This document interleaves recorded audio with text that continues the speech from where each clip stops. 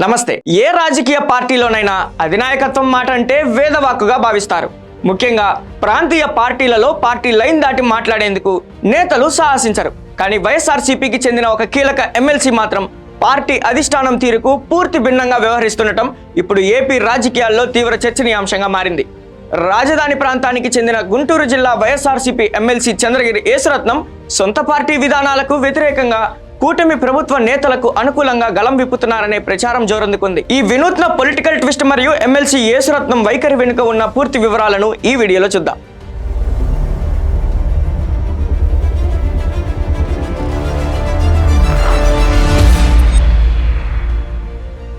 నేను Prem, welcome to Khyathi connects. పూర్వాశ్రమంలో police అధికారిగా పనిచేసిన చంద్రగిరి యేసురత్నం ఉద్యోగ విరమణ అనంతరం వైఎస్ఆర్సీపీలో చేరారు.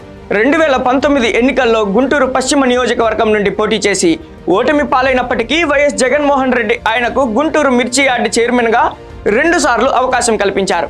ఆ తర్వాత బీసీ సామాజిక వర్గానికి చెందిన ఆయనను వైఎస్ఆర్సీపీ శాసన మండలి సభ్యుడిగా సభకు పంపింది. అయితే ఇటీవలి కాలంలో ఆయన తన రాజకీయ వైఖరిని పూర్తిగా మార్చుకున్నారనే ప్రచారం నడుస్తుంది. గుంటూరు జిల్లా కేంద్రంగా రాజకీయం చేస్తున్న యేసురత్నం కూటమి ప్రభుత్వ నేతలతో రాసుకొని పూసుకొని తిరుగుతున్నారని వైఎస్ఆర్సీపీ వర్గాల్లో చర్చ సాగుతోంది. కేంద్ర మంత్రి పెమ్మసాని చంద్రశేఖర్ అభివృద్ధి పనులను ప్రశంసించడం, నరసరావుపేట టీడీపీ ఎంపీ లావు శ్రీకృష్ణదేవరాయలు వరికపూడిసెల ప్రాజెక్టు కోసం చేసిన కృషిని మెచ్చుకోవడం వంటి చర్యలు వైఎస్ఆర్సీపీ పెద్దలకు కంటగింపుగా మారాయి. అంతేకాకుండా ఉప ముఖ్యమంత్రి పవన్ కళ్యాణ్ పనితీరు సూపర్ గా ఉందంటూ ఆయన బహిరంగంగా వ్యాఖ్యానించడం విశేషం.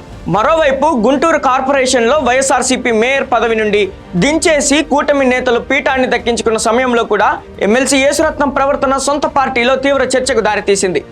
ఎక్స్ అఫీషియో మెంబర్గా ఉన్న ఆయన సొంత పార్టీ మేయర్ పదవి పోయినా ఏమాత్రం పట్టించుకోకుండా కూటమి నేతలతో సజావుగా మెలిగారనే విమర్శలు ఫ్యాన్ పార్టీ శ్రేణుల నుండి వ్యక్తమవుతున్నాయి. శాసన మండలిలో వైఎస్ఆర్సీపీ తీసుకుంటున్న అధికారిక స్టాండ్కు పూర్తిగా వ్యతిరేకంగా యేసురత్నం మాట్లాడుతున్నారు.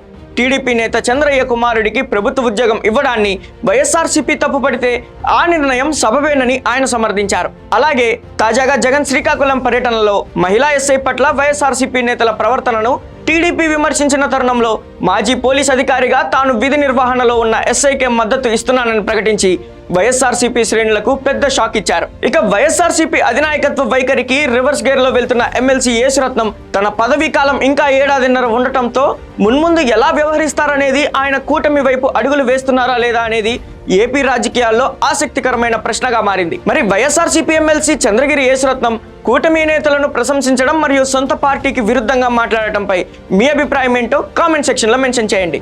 మరిన్ని లేటెస్ట్ అప్డేట్స్ తో మళ్ళీ కలుద్దాం. కీప్ వాచింగ్ ఖ్యాతి కనెక్ట్స్.